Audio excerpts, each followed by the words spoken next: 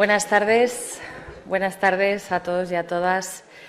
En Fundación Ibercaja ponemos el foco en la salud y en la promoción de estilos de vida saludable con el objetivo de contribuir a la prevención de enfermedades y fomentar el bienestar físico y emocional. Somos agentes implementadores de los Objetivos de Desarrollo Sostenible planteados por Naciones Unidas y enmarcados en la Agenda 2030. Y si alguno tenemos que destacar esta tarde es el ODS 3, que nos recuerda la importancia de garantizar una vida sana y promover el bienestar para todos en todas las edades. Y hoy nos reunimos precisamente para hablar de un tema que nos afecta a todos en mayor o en menor medida, como es la pérdida de la memoria. Es normal que esta función se vea afectada y experimentemos lapsos de memoria o dificultades para recordar ciertas cosas. Pero, ¿qué ocurre cuando la pérdida de memoria se convierte en un problema recurrente y afecta significativamente a nuestra calidad de vida?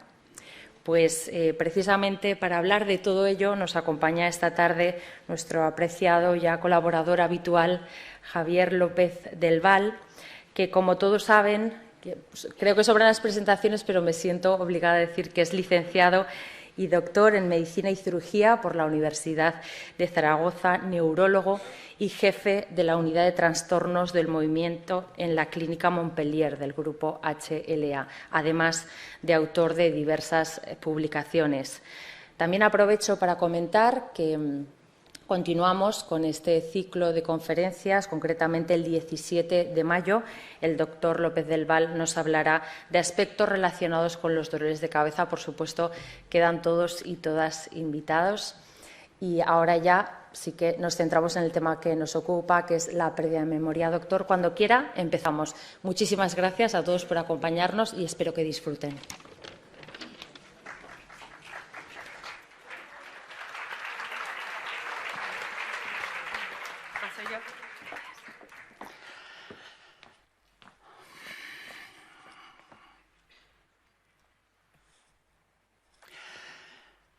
Muy buenas tardes a todos. Gracias por venir. Os voy a contar un rollo horroroso, o sea que espero manteneros despiertos a lo largo de la próxima hora, hora y cuarto, que va a durar este rollo. Ahora le decía a un amigo que preparando esta charla le he tenido que dar muchas vueltas porque no todos los términos son fácilmente explicables para gente que no es médica. Entonces, hay cosas que os tendré que explicar más lentamente y espero que no os aburréis y que podamos llegar juntos hasta el final sin ningún ronquido.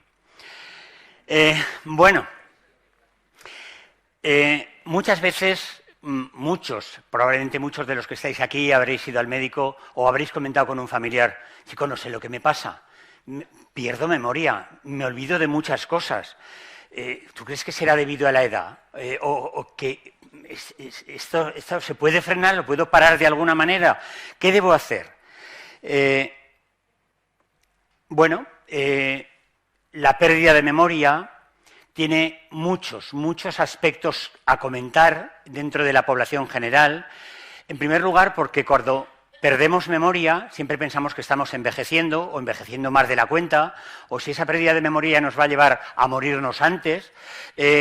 Nos preocupa, sobre todo si conocemos a algún vecino, algún amigo o a un familiar que ha tenido un padre o un abuelo y un padre con una demencia, si lo nuestro también será hereditario o no será hereditario, qué frecuencia o qué prevalencia tiene, cómo podemos prevenirlo lo más precozmente posible, o cómo podemos retrasar esa pérdida de memoria, si es una pérdida de memoria, que eso hay que demostrarlo después.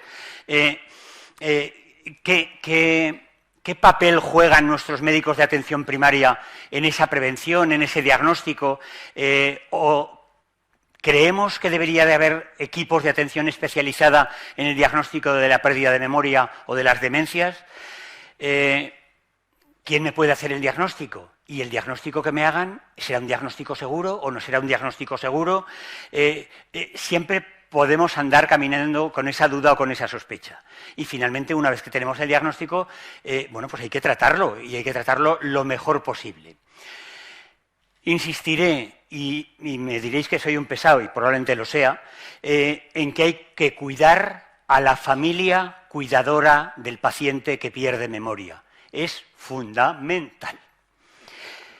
Luego, solo hay una diapositiva que le intentaré pasar rápidamente sobre aspectos éticos y legales, es decir, la ley de últimas voluntades que ahí está y que podemos utilizarla en un momento determinado, y poco más. Estamos clarísimamente ante una sociedad que envejece, cada vez somos mayor el número de viejos. Ya me considero un viejo, sin ninguna duda, aunque las estadísticas ahora dicen que uno no empieza a ser viejo más que a partir de los 70, entonces me voy librando. Pero bueno, cada vez hay más personas mayores y más número de personas mayores, y cada vez hay más personas afectadas por enfermedades que acompañan al envejecimiento.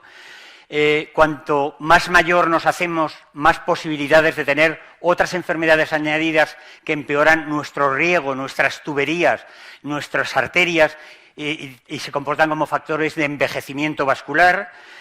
Pero, por otra parte, cada vez tenemos más personas con buen estado de salud, que han aprendido a hacer una vida más sana, una dieta más sana, a hacer deporte, y muchas personas.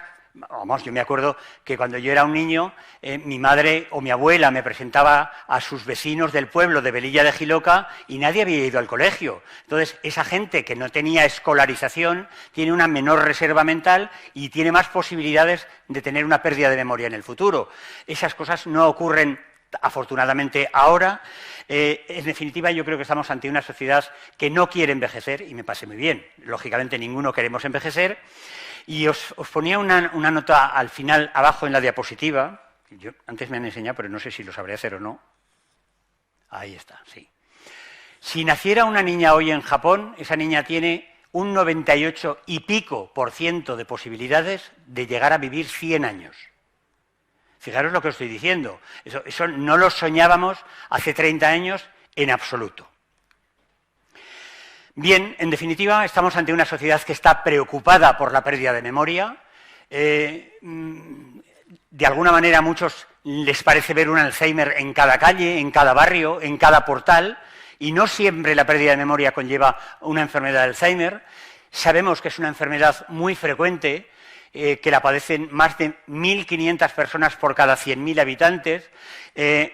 Este dato, aunque os parezca raro, es un dato científico sacado de un trabajo. Los autores de ese trabajo dicen que cada persona que se le diagnostica de demencia tiene alrededor entre 4 y 6.000 personas. Fijaros lo que estoy diciendo, entre 4 y 6.000 personas. Es decir, no están hablando solo de los padres, los hermanos, los hijos, los vecinos de portal, sino un montón de gente que lo rodea, que conviven directa o indirectamente con la persona enferma. En definitiva, todos conocemos a alguien que padece una demencia en la misma calle, en el mismo piso, en el mismo rellano, y hay un temor generalizado a sufrirla, sobre todo si hay antecedentes en la familia. Vale, aquí me paro porque quiero detenerme y ahí va, ya sabía yo que me iba a parar con este puntero nuevo. Quiero contaros y compartir con vosotros una historia. Espero que, si no se oye desde allá, porque es una historia de un padre y un hijo griegos, yo os iré leyendo lo que ellos están diciendo. El papá, el hijo leyendo la prensa.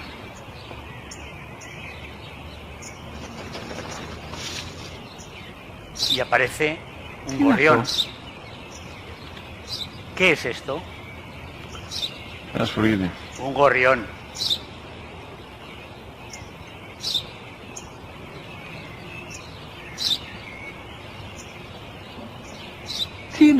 ¿Qué es eso? Te lo dije recién, papá. Es un gorrión.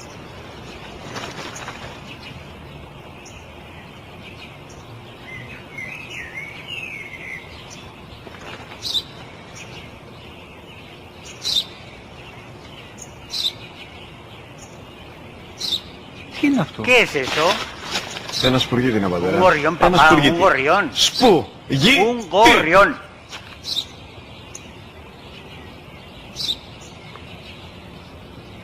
Τι είναι αυτό? Γιατί το κάνεις αυτό το πράγμα, μπορείς να μου πεις τόσες Pero φορές ¿por qué me estás haciendo eso? Ya te lo dije, es un gorrión, es que no lo puedes entender. Πού πας? ¿Dónde vas?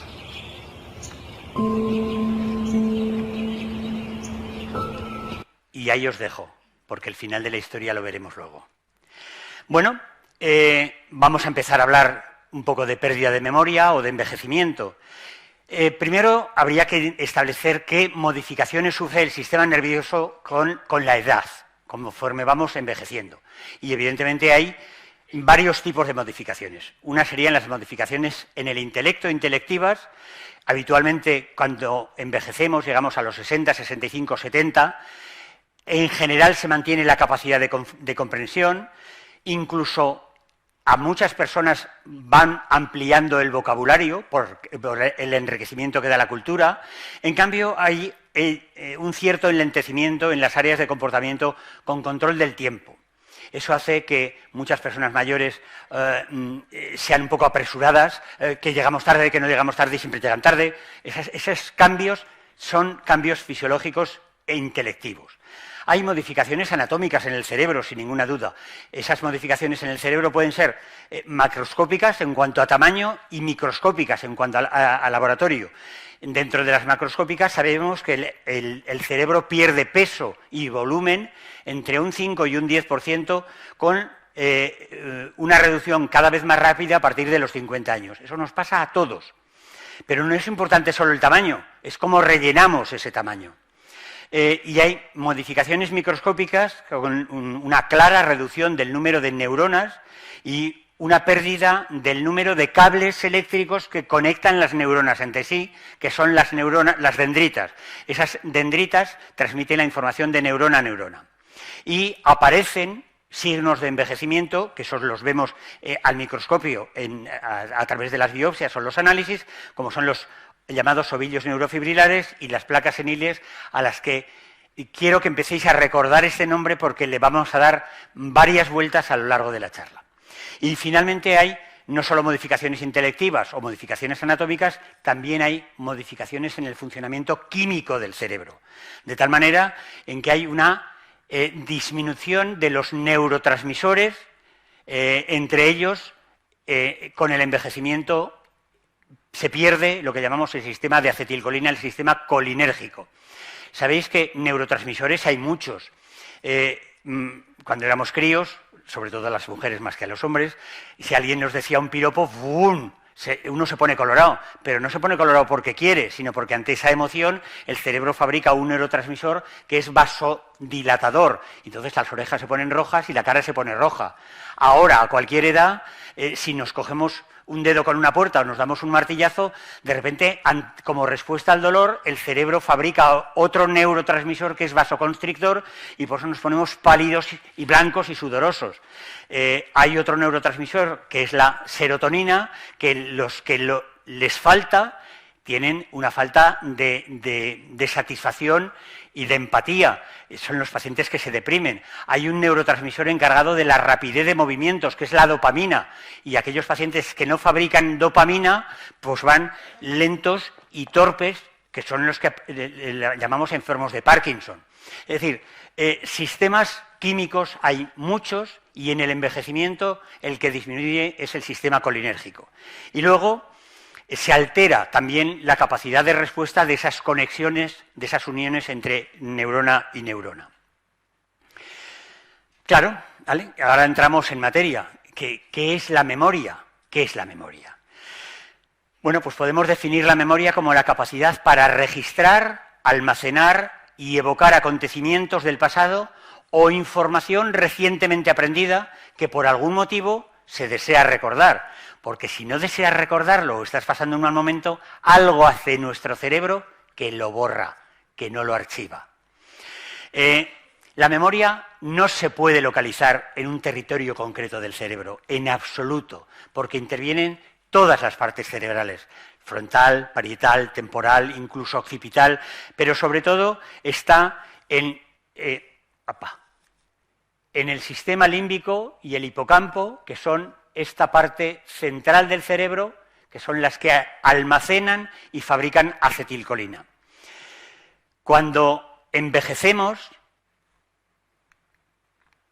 en el envejecimiento cerebral normal, se producen varios tipos de cambios. Unos serían cambios en el comportamiento de la persona y otros serían cambios neuropsicológicos. ¿Qué cambios en el comportamiento de cada persona notamos con el envejecimiento? Bueno, pues que probablemente que nos hacemos menos flexibles, más mandones, más que queremos tener siempre la razón en todo. Eso a mí me lo ha dicho mi mujer 50 veces todos los días, me lo dice, claro. Qué mal envejecer llevas, Maño, que quieres tener la razón siempre en todo. Mayor dificultad para adaptarnos a situaciones nuevas, cosa que antes no nos pasaba.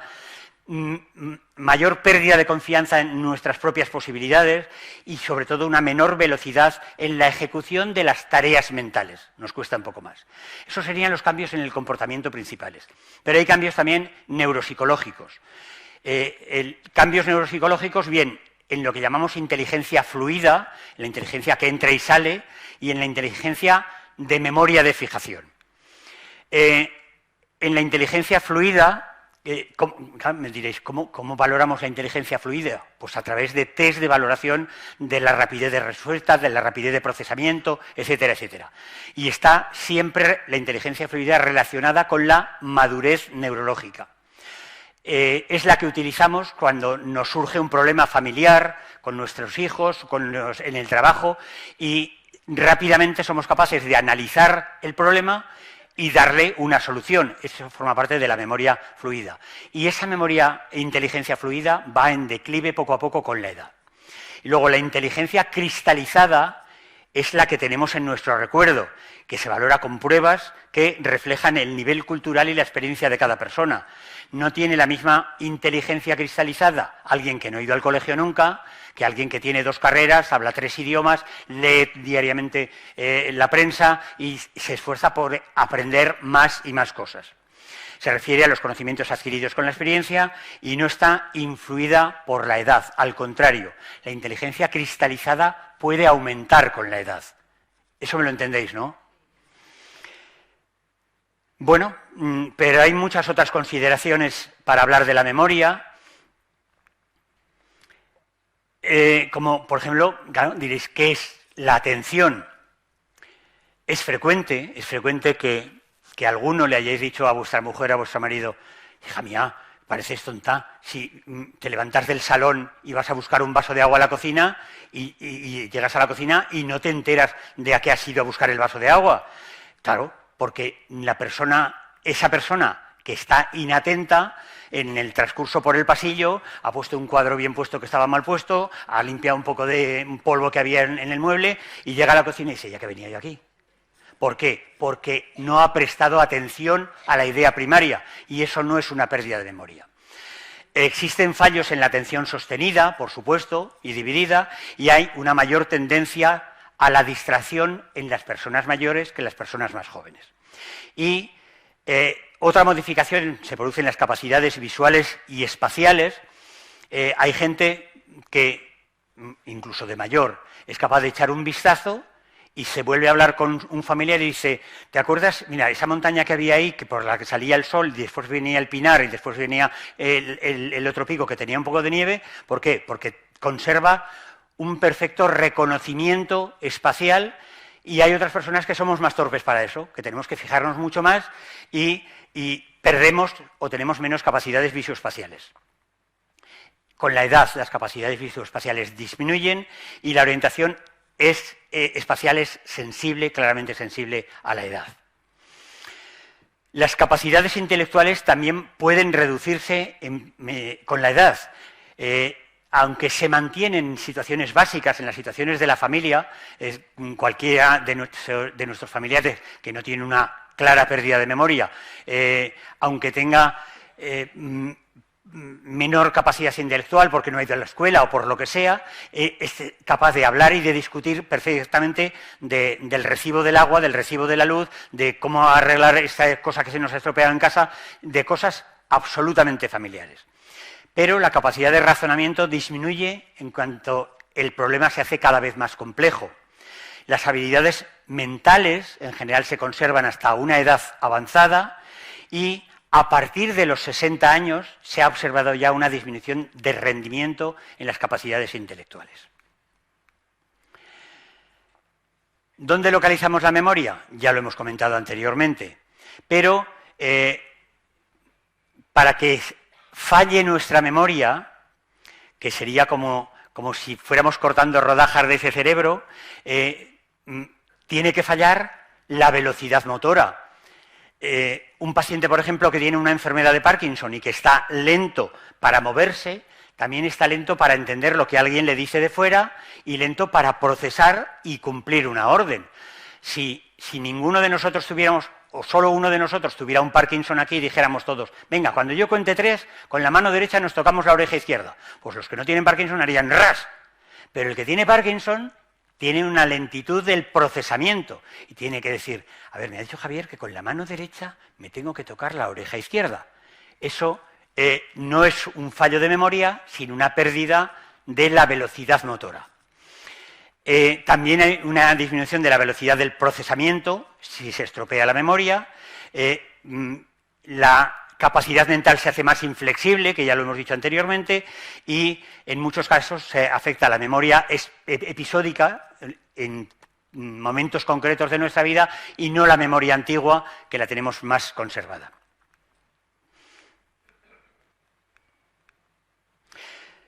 Bien, ¿cómo cambia el lenguaje con la edad, con el envejecimiento?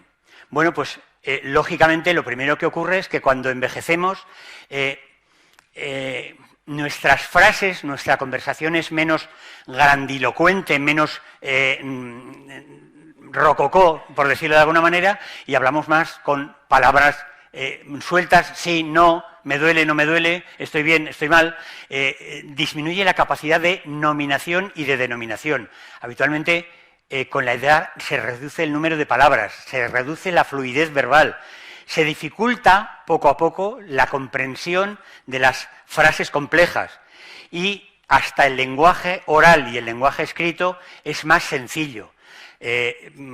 Alguien puede escribir una carta de felicitación de Navidad a los 50 años y dice, querido Manolito, muchas felicidades te deseo en estas Navidades en compañía de tu familia. Pues esa misma persona a los 70 dirá, Manolito, felicidades, feliz Navidad, punto pelota.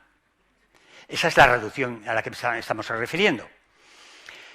Bien, ya empezamos a pensar que puede haber un envejecimiento cerebral normal o un envejecimiento cerebral patológico. Y hay dos cosas que volveré a tocar dentro de unos minutos, que serían el olvido benigno de la vejez, ya hemos mencionado, ya os empieza a sonar lo del olvido benigno de la vejez, y el trastorno de la memoria asociado a la edad. Pero ¿qué causas influyen en el rendimiento intelectual? Por supuesto la edad.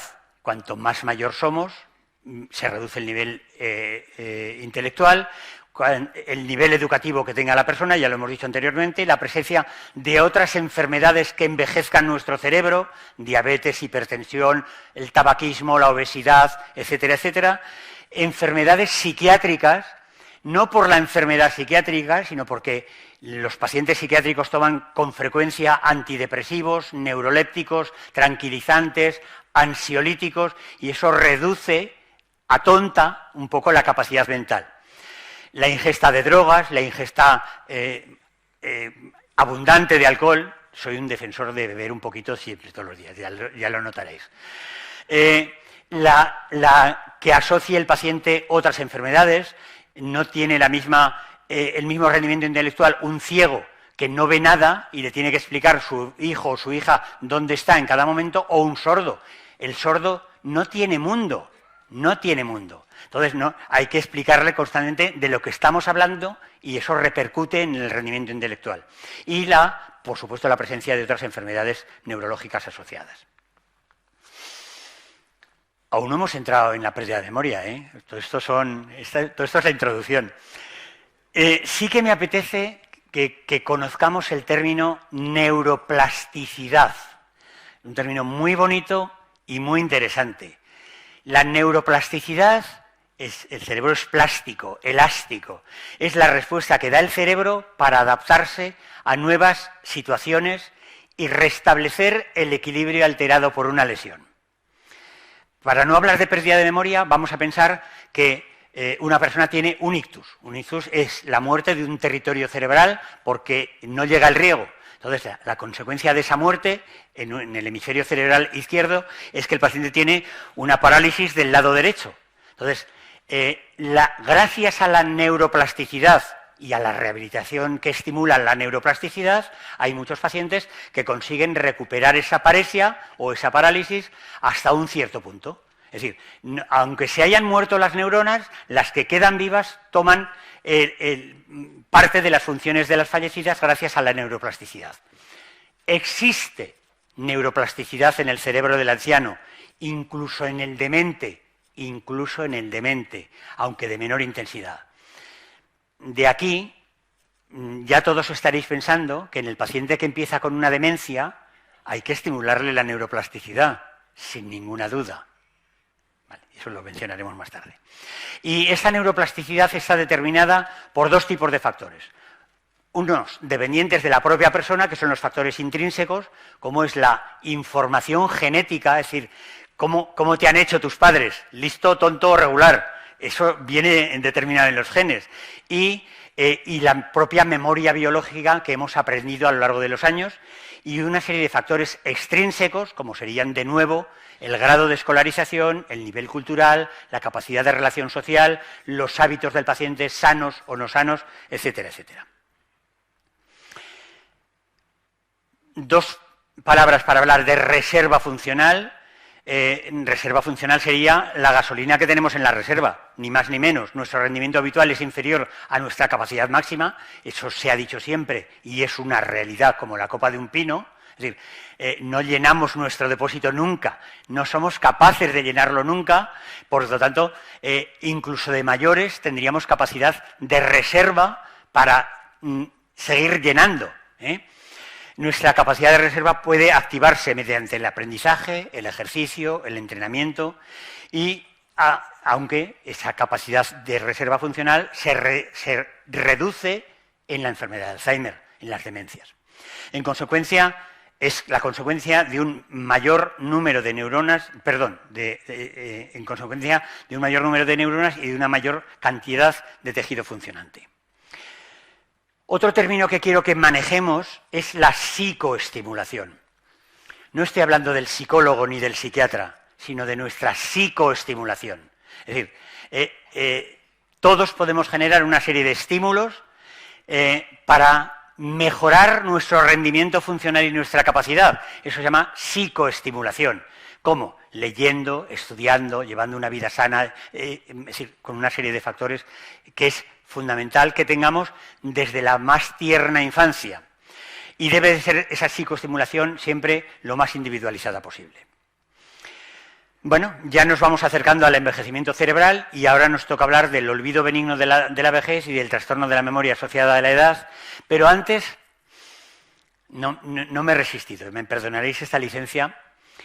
Saúl Martínez Horta, este compañero, no es un neurólogo, es un psicólogo, es un neuropsicólogo. Un amor. Y ha escrito este libro que se titula Cerebros rotos, pacientes asombrosos que me enseñaron a vivir, que va por la 3ª edición.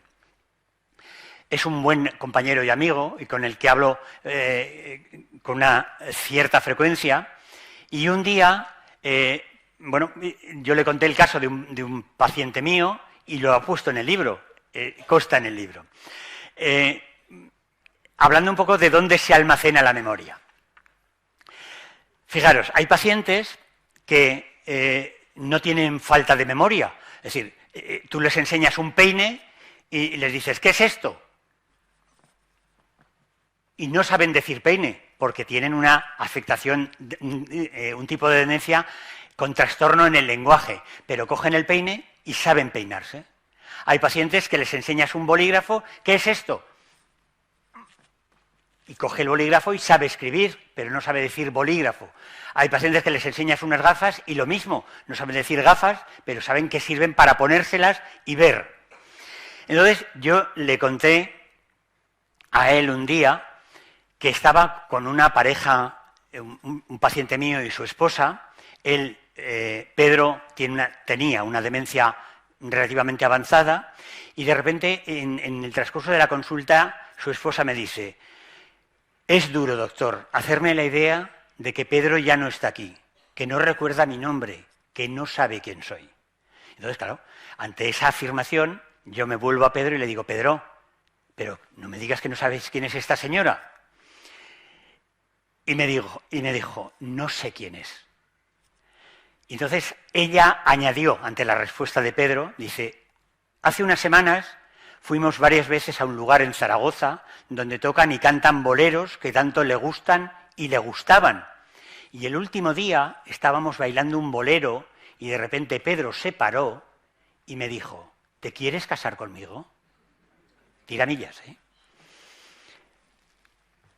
Entonces yo le pregunté a Pedro: Pedro, si usted no sabe quién es esta señora, ¿por qué le pide matrimonio?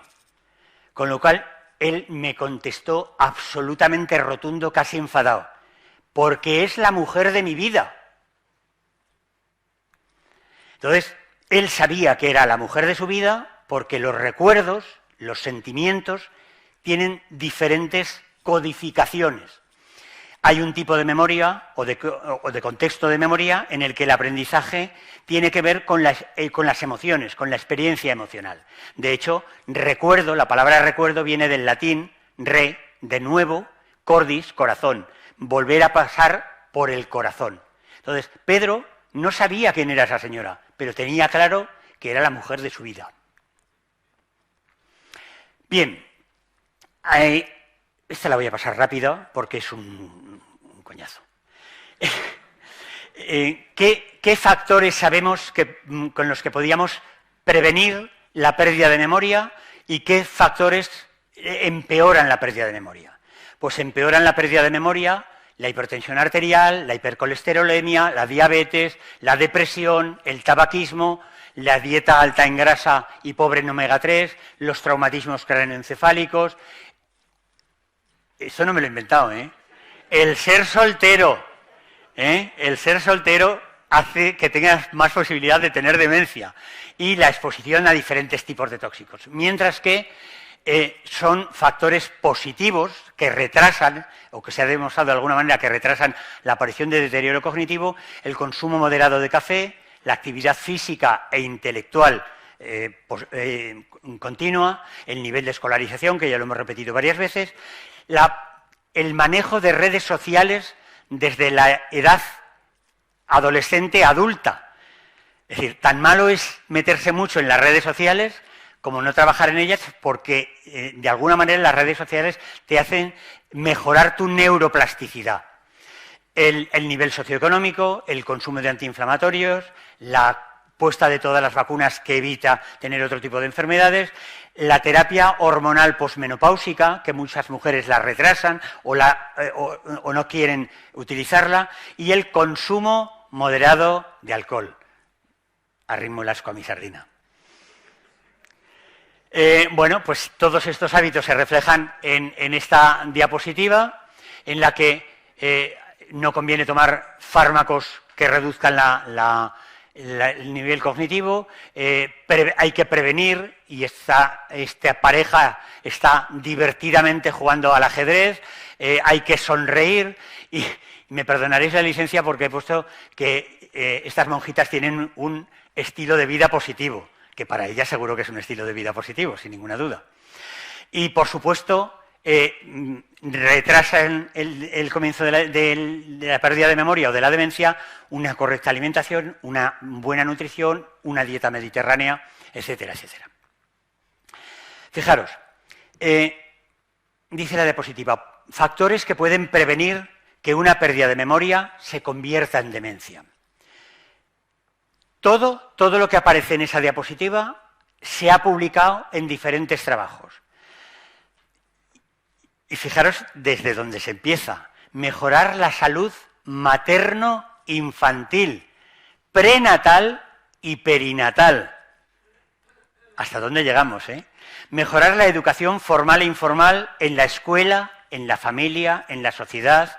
Mejorar la dieta, disminuir la obesidad, disminuir el consumo de tabaco, de alcohol. Mejorar las condiciones de las casas, de los hogares. Mejorar la temperatura ambiental, disminuir la jornada laboral, aumentar el periodo de vacaciones, mejorar las condiciones de trabajo, mejorar la economía familiar. Claro, si solo leemos estas 4, todos nos apuntaríamos a caballo ganador, pero realmente gente que pendiente de un trabajo que se desloman cada día, que llegan muertos a casa y no tienen tiempo de mejorar su neuroplasticidad, pues lógicamente empeoran. Hacer más ejercicio físico, más atención a la salud y al bienestar de las personas. Bueno, la demencia efectivamente es algo que preocupa y que ocupa. Y nos podríamos hacer la pregunta, ¿cómo podemos detectar los primeros signos de la enfermedad? ¿O cómo diferenciar los diferentes tipos de demencia? ¿O cómo predecir el futuro? Muchos pacientes nos piden eso. ¿Qué me va a pasar? Entonces, os pongo algo que yo siempre he considerado una regla de oro, que es, quien se queja siempre tiene la razón, hasta que no se demuestre lo contrario, y sea paciente, sea cuidador o sea el profesional.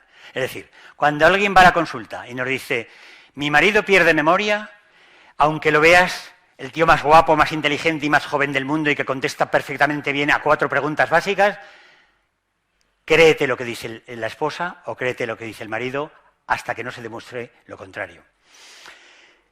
Tiene que servir de sospecha para los profesionales de la salud, los fallos de memoria para acontecimientos recientes, la alteración en el razonamiento, ya no solo que se olvide de un recado, sino que razone inadecuadamente y le estés preguntando por peras y te conteste manzanas, eso es una alteración del razonamiento, fallos en la comprensión, en la expresión del lenguaje, cambios en la conducta o en el estado de ánimo injustificados, y no estoy diciendo eso que he dicho al principio de que el envejecimiento nos hace más cascarrabias, eso es una cosa. Otra cosa diferente es cambios en la conducta o en el estado de ánimo injustificados. Disminución del rendimiento en las actividades de la vida diaria, que le cueste 3 horas ducharse, que deje la ropa sucia fuera del cajón de la ropa sucia. Y siempre debemos aclarar dudas al quien nos consulta, aclarar las incertezas y los miedos. Muchos nos preguntamos si la detección por parte del médico de atención primaria o de los especialistas está siendo correcta. Esto es un trabajo que se publicó en el 2016 o 2015 y se recogieron un montón de pacientes hasta el año 2012-2013. Fijaros, en el año 1990 los médicos generales mandaron al neurólogo solo al 7% de pacientes que se quejaban de pérdida de memoria. En el año 2000 al 15%, en el año 2010 al 28%, en el año 2012 al 32%. Es decir, lógicamente no vamos a decir que se quitan el trabajo, sino que probablemente los mandan antes, habiéndolos explorado previamente. Y en el año 2008 el neurólogo diagnosticó de deterioro cognitivo leve al 40% de los pacientes remitidos y de demencia al 60%, mientras que en el año 2012 el número de pacientes que solo tenían una leve pérdida de memoria, es decir, un deterioro cognitivo leve, subió al 70% y en cambio había bajado el número de pacientes con demencia. Por lo tanto, están bien mandados, hay que mandarlos cuanto antes y hay que diagnosticarlos cuanto antes. Bueno, ahora aquí hay muchos temas a tocar, todos estos contribuyen de alguna u otra manera a que la goma de borrar que hay en la diapositiva nos vaya borrando y matando neuronas y produciendo un deterioro cognitivo o una pérdida de memoria. Y ya entramos en harina. ¿Cómo clasificamos los diferentes tipos de pérdida de memoria? Y vamos a hablar un poco de los 6.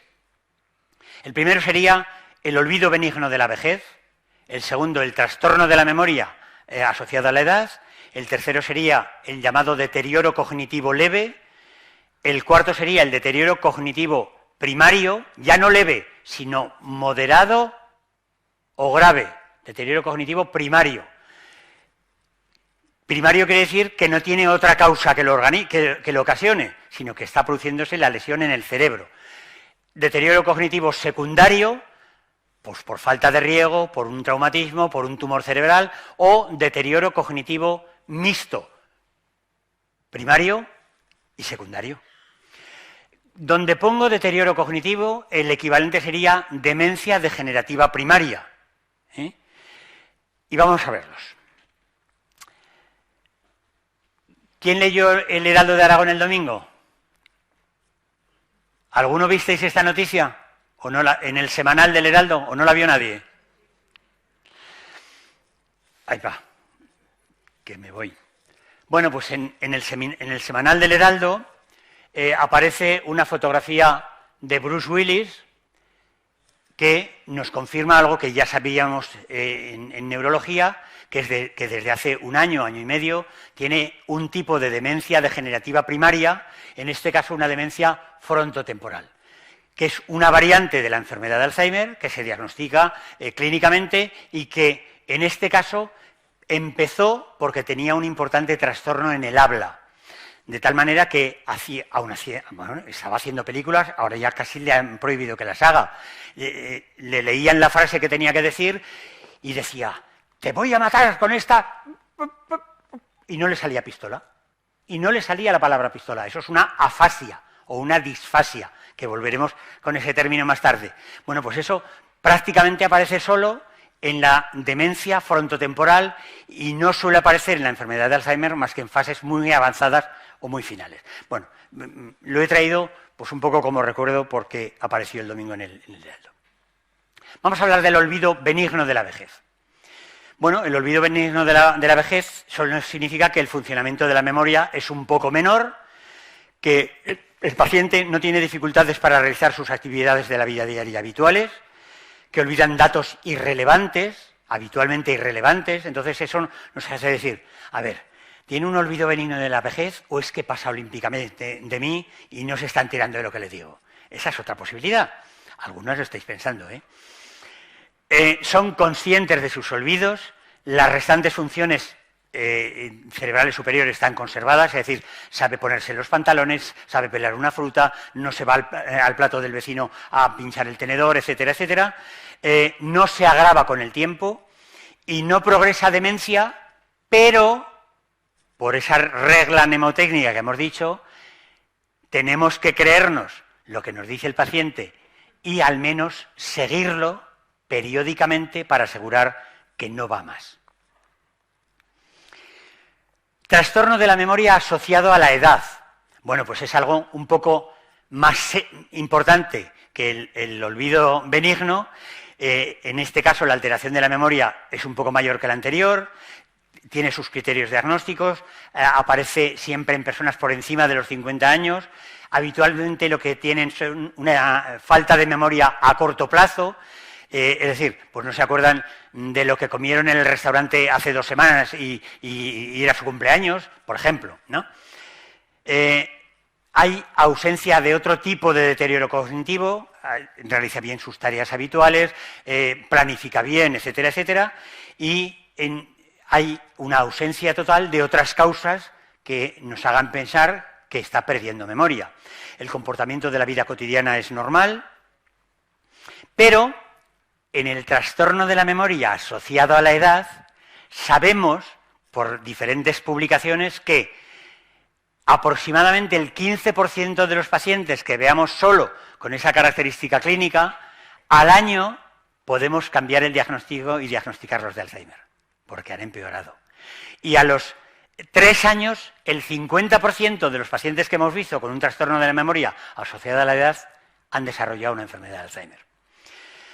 Claro, la pregunta es, ¿desarrollan estos pacientes una demencia o los datos que nos daba la familia y los pocos datos positivos que exploramos ya nos indican que tenía una demencia presintomática?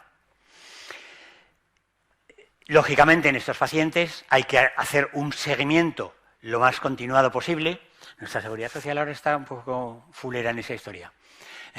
Lo de los seguimientos a 3 y 4 meses es como una carta a los Reyes Magos, pero bueno, realmente habría que seguirlos cada 3 a 6 meses, repitiendo test de exploración de memoria para valorar la evolución y preguntar a la familia. Claro, siempre que vemos un paciente con pérdida de memoria, decimos, ¿es realmente una pérdida de memoria con la edad o solo es mala memoria? Esa duda siempre la tenemos, a no ser que progrese la enfermedad. Cuando vemos un paciente que tiene pérdida de memoria, los test que le vamos a realizar o las pruebas, un escáner, una resonancia, no nos van a dar ningún dato, ningún dato. Entonces, hay que determinar solo si se queja de pérdida de memoria y va progresando y hacer ese seguimiento. Y aquí os pongo una nota que me parece importante. Ojo con la interpretación de los test. Los test de evaluación de memoria son algo internacionalmente admitido. Se hacen igual en Francia, en París, que en Londres, que en Filadelfia, que en Madrid, que en Zaragoza, porque son pruebas de evaluación neurológica que tienen su fiabilidad demostrada, su punto de corte, su puntuación, etcétera, etcétera. Entonces, hay muchos pacientes que cuando tienen solo una pérdida de memoria, los test son normales. Entonces, tenemos que ver otro tipo de cosas en la entrevista, mirar a su esposa, o a su esposo, hacerles preguntas más o menos indiscretas, volver a repetir la misma pregunta de otra manera, a ver si se ha enterado bien, para que no nos dé un falso negativo y no lo diagnostiquemos de normalidad. Debemos siempre interpretar los test individualmente. El déficit de memoria se define en función de la media de la población, no el estado de un individuo. Hay pacientes que vienen a la consulta y los trae de la mano su marido o su mujer y van completamente a desgana porque creen que no han perdido memoria. Entonces tú le dices, a ver, fulanito, mira, yo te tengo que hacer una serie de preguntas para evaluar un poco cómo estás. Vaya tontada me va a hacer usted. Ya está, estás perdido. Porque el paciente ya se niega, o sea, hay que entrarle lo más a fondo posible para evitar ese falso negativo. Y por definición, esto siempre es inexacto, la sensibilidad y la especificidad de determinadas pruebas. Son importantes las pruebas de memoria, no me voy a entretener más en eso, y entramos en el siguiente apartado, el deterioro cognitivo leve. Es un pasito más a la pérdida de memoria relacionada con la edad, y hay muchas personas diagnosticadas de deterioro cognitivo leve en las que hay pérdida de memoria, dificultad para la elaboración o planificación de actividades caseras, domésticas normales, pero sabemos que hay muchas patologías que pueden dar un deterioro cognitivo leve, por ejemplo, alguna neurodegenerativa, como la enfermedad de Alzheimer de comienzo, la enfermedad de los cuerpos de Levy, la enfermedad de Parkinson, enfermedades psiquiátricas que afectan la memoria de trabajo y el rendimiento de memoria, o enfermedades metabólicas. Por lo tanto, al paciente que tiene un deterioro cognitivo leve hay que seguirlo lo más cerca posible. Entonces, el diagnóstico del deterioro cognitivo leve se hace a través de los test de memoria, en la evaluación. Hay necesidad de realizar exploraciones complementarias siempre. En todo paciente que tiene una pérdida de memoria, no se haga duelo en que la Seguridad Social pague 35 o 40 euros por un escáner, porque un tumor frontal nos puede dar una clínica de una pérdida de memoria y si no le hacemos el escáner nos estaremos quedando sin un diagnóstico adecuado. Es decir, todo paciente que tiene una pérdida de memoria hay que realizarle, además del estudio a través de test de evaluación de memoria, de capacidad de orientación temporal y espacial, pruebas complementarias radiológicas. Un buen estudio neuropsicológico aumenta la especificidad y, claro, esta es la madre de todos los futuros. Estamos deseando que puedan aparecer pruebas complementarias que podamos hacerle al paciente para detectar una enfermedad de Alzheimer o una demencia de cualquier tipo antes de que la desarrolle el paciente. Hoy por hoy todavía no es posible. Bueno, ya estamos ante los criterios internacionales para diagnosticar una demencia, un paso más que el deterioro cognitivo leve. En este caso, el paciente tiene que tener un deterioro de memoria con afasia, que es lo que hemos comentado, la dificultad para nominar, para pronunciar, apraxia, que es la incapacidad para hacer un avión de papel, pelar una manzana, lo que es un trabajo manual. Tienen incapacidad para realizar manualidades, eso lo se llama apraxia. Agnosia puede ser que pierdan visión en una parte del campo visual y otras deficiencias en las funciones ejecutivas. Por ejemplo, que le digas, toma, ponte la camisa, y se ponga la camisa metiéndose la manga por la cabeza. Eso está claro que algo más que una simple pérdida de memoria hay. Estas alteraciones previas tienen una intensidad suficiente como para repercutir en el desarrollo de las actividades ocupacionales o sociales y representan un deterioro con respecto a la capacidad previa que tenía el paciente para hacer esas funciones. Claro, si esto se lo hacemos a un adulto de 60 años que tiene una parálisis cerebral de nacimiento, pues lo primero que tenemos que preguntar es ¿desde cuándo ha empeorado? Ah, no, si esto lo tiene desde que tenía 13 años. Claro, entonces no está, ¿me entendéis eso, no? Las alteraciones no aparecen exclusivamente, eso es importante. Tenemos pacientes, por ejemplo, que han bebido, o que son depresivos, o que se han intentado suicidar, o que duermen mal, y se toman medio frasco de Valium o de Orfidal por la noche, y se levantan al día siguiente medio zombies, y ese medio zombie les puede durar 24, 48 o 72 horas. Claro, si hacemos el diagnóstico ante un cuadro confusional agudo y no le preguntamos a la familia si se toma el pildorazo de Orfidal, pues podemos diagnosticarlo de demencia y no estamos ante una demencia, sino ante un cuadro confusional agudo. Y finalmente que haya evidencia clínica o por pruebas complementarias de que se deba a una causa orgánica y no al efecto de una sustancia tóxica. ¿Qué es lo que causa la pérdida de memoria? La muerte de las neuronas. La muerte neuronal, la alteración de esas sustancias químicas que son los neurotransmisores y la disminución de las conexiones. Punto. Ya hemos hablado de la incidencia y la prevalencia y no voy a entrar en ello, pero aquí sí que quiero detenerme un segundo porque voy a dejar para el final la novedad. Si hay deterioro cognitivo puede ser, ya lo hemos dicho, porque haya factores vasculares que envejezcan las arterias del cerebro, porque el paciente sea muy mayor, por edad, porque haya una situación depresiva depresiva o ansiosa o psiquiátrica que obliga al paciente a tomar fármacos desde hace muchos años, porque haya alteraciones metabólicas, diabetes, etcétera, etcétera, o porque le hayamos hecho un escáner y tenga una atrofia cerebral. Esto es nuevo, no ha salido hasta ahora, que haya factores genéticos. Y en eso insistiré dentro de un ratito otra vez, porque forma parte del abanico de causas de deterioro cognitivo. Y en estos momentos es una de las partes más importantes. Vale, sigo, luego os lo cuento. Bueno, cuando vemos un paciente que tiene una pérdida de memoria, tenemos que intentar siempre una prevención primaria, si está más evolucionado, una prevención secundaria, o si ya tiene una demencia clara, poner tratamiento para retrasar esa progresión. Entonces, eso, ¿qué significa? Pues que anatomopatológicamente las células de ese cerebro pueden tener, como hemos dicho, una predisposición genética para envejecer y morirse, pero si a eso añadimos que el paciente es hipertenso, diabético, etcétera, etcétera, y mayor, lógicamente se inician lesiones patológicas cerebrales con cambios neurofibrilares, envejecimiento y muerte neuronal, que lleva a esa muerte neuronal. En el sujeto normal no se produce eso, pero pueden aparecer síntomas presintomáticos, que son los que tenemos que buscar.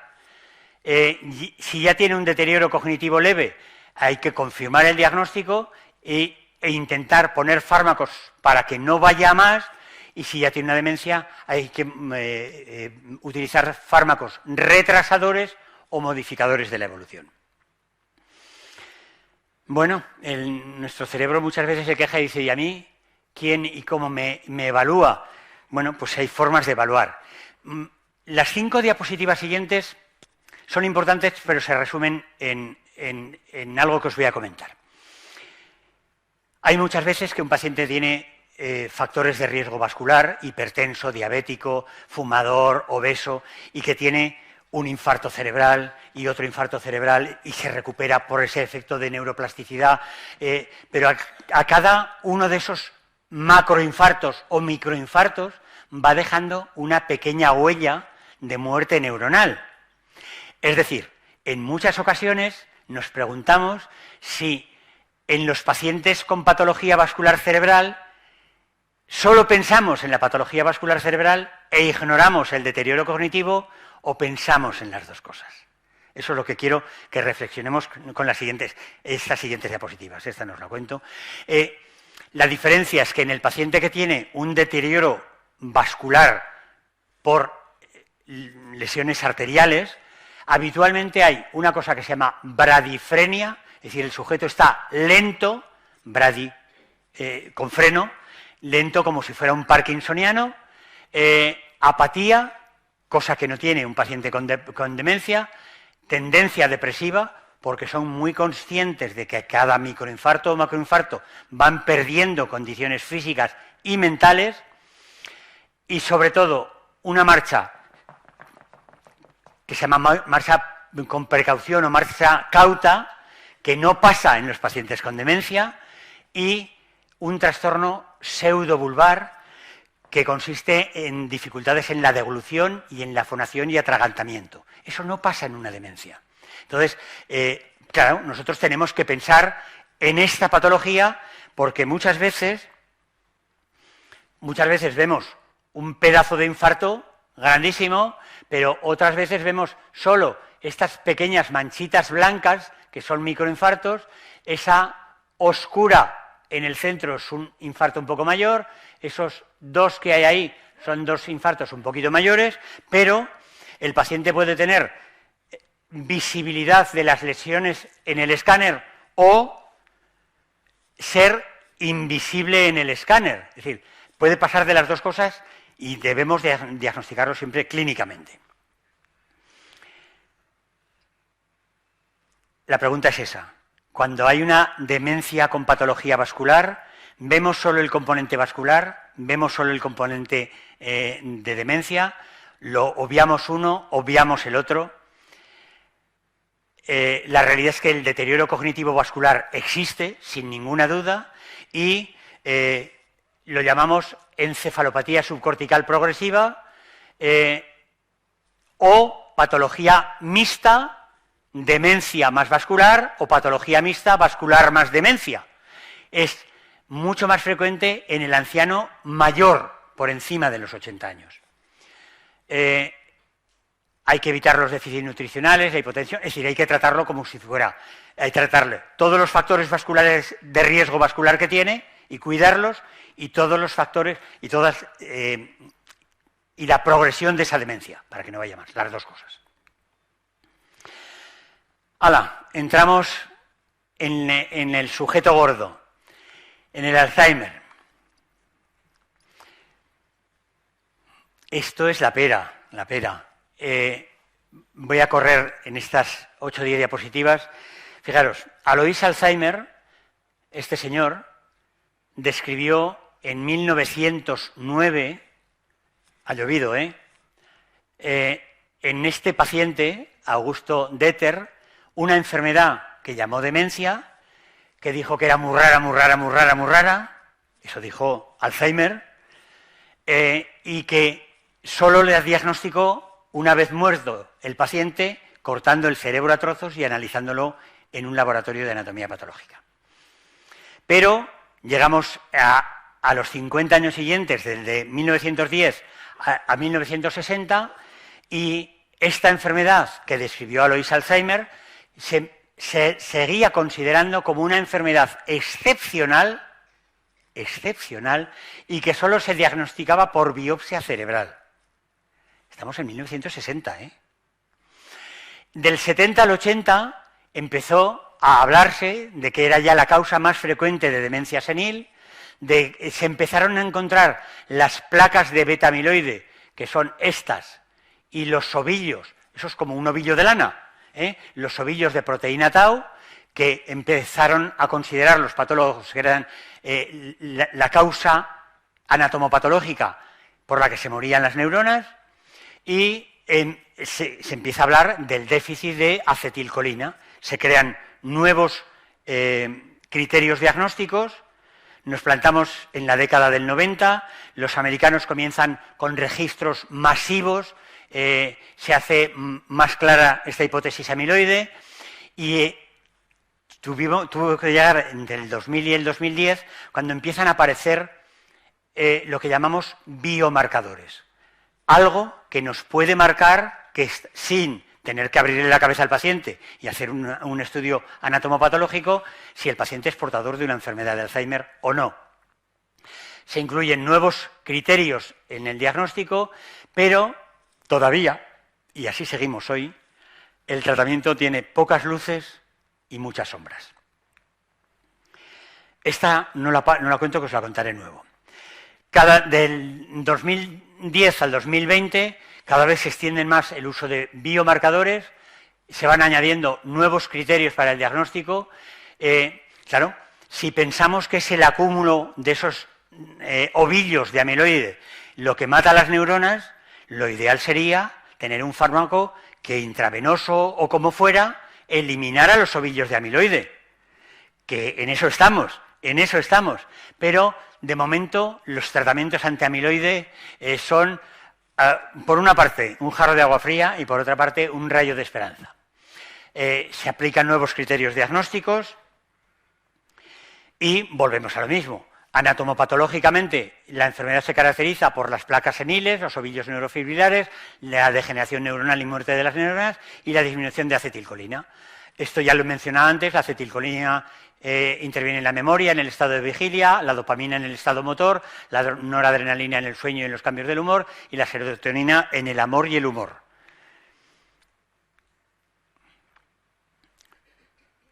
No voy a entrar en el diagnóstico. Los criterios diagnósticos están claros y se diagnostica mediante el examen del paciente, la historia que nos cuenta la familia, se confirma con los test neuropsicológicos, se confirma con la realización de una prueba neuroradiológica que nos excluya que el paciente tiene un tumor cerebral o un multiinfarto cerebral, por supuesto, y requiere que pierda no solo memoria, sino otro tipo de capacidades de funciones superiores, como las praxias, los movimientos finos, la capacidad de discutir, de dialogar, de pensar, de elaborar, etcétera, etcétera.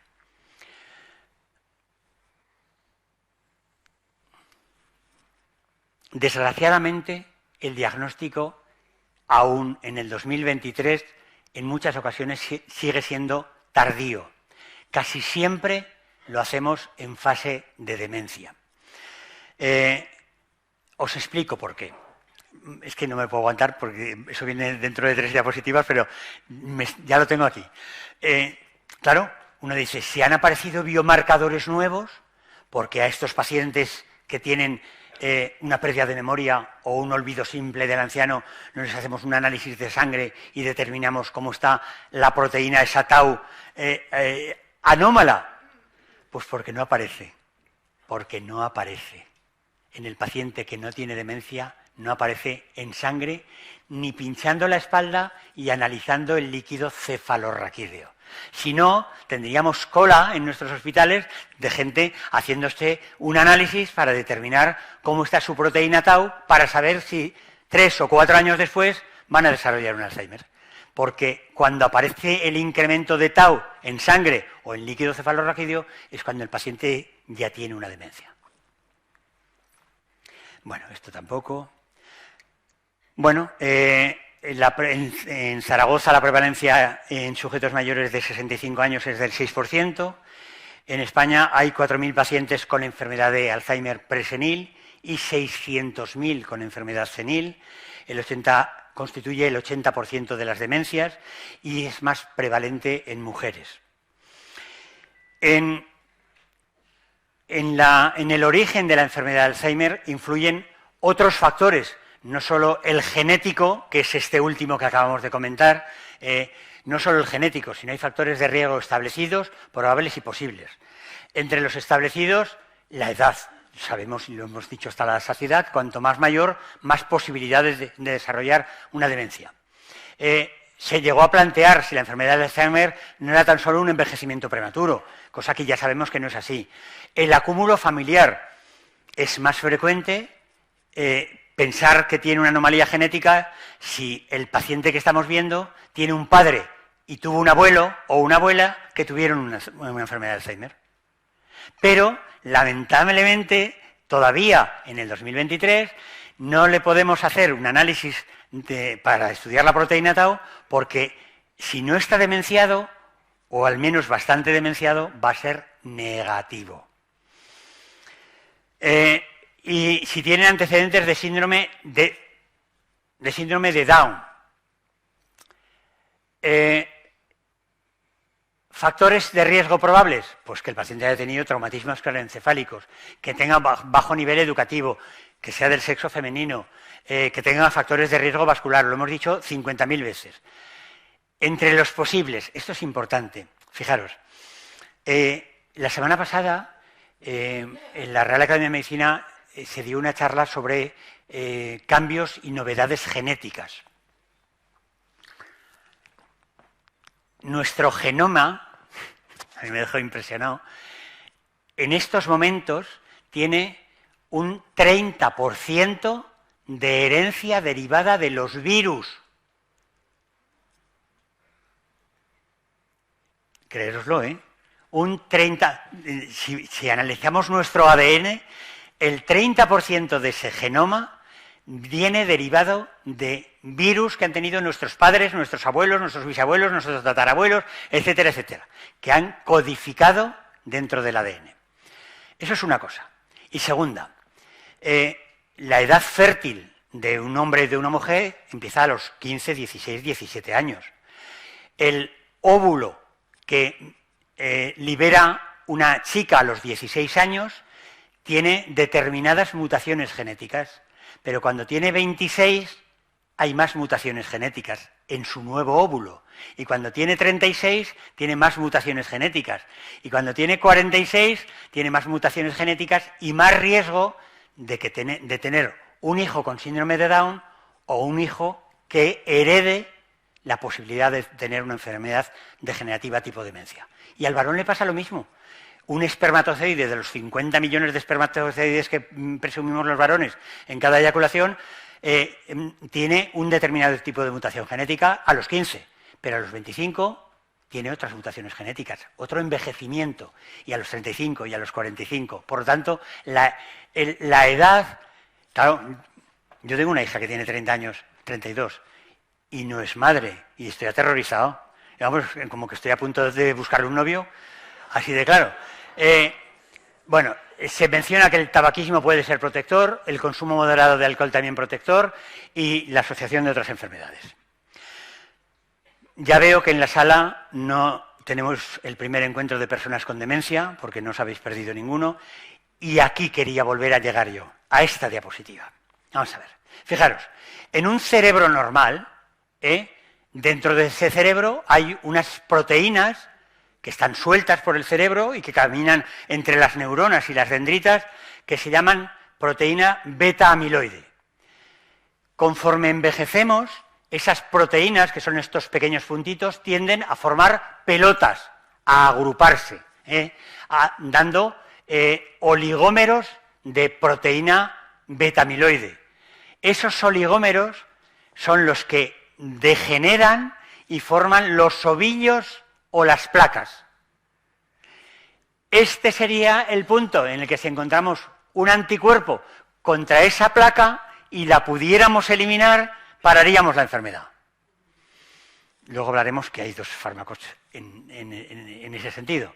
Entonces, ese ovillo o esa placa crea una inflamación en la neurona, la mata y va perdiéndose neuronas y neuronas y neuronas y conexiones dendríticas hasta que se produce esta atrofia cerebral por muerte progresiva de neuronas.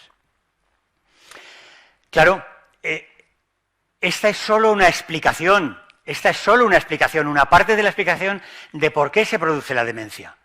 Pero hay otros muchos factores, los traumatismos, los vasculares, todo eso. Entonces, cuando nos preguntan muchas veces, claro, ¿y cómo sé si su padre tiene una proteína tau aumentada en líquido cefalorraquídeo? Si no tiene ninguna clínica más que esos olvidos benignos que usted me cuenta, se lo puedo hacer, pero va a ser normal y negativo. Entonces, no hacemos nada. No sé si me explico, ¿no? Esto me lo entendéis. Bueno, en definitiva, lo nuevo es que en determinadas enfermedades, como la enfermedad de Huntington, la corea, el baile de San Vito, se ha encontrado una proteína normal, que es la huntingtina, que produce la enfermedad de Huntington.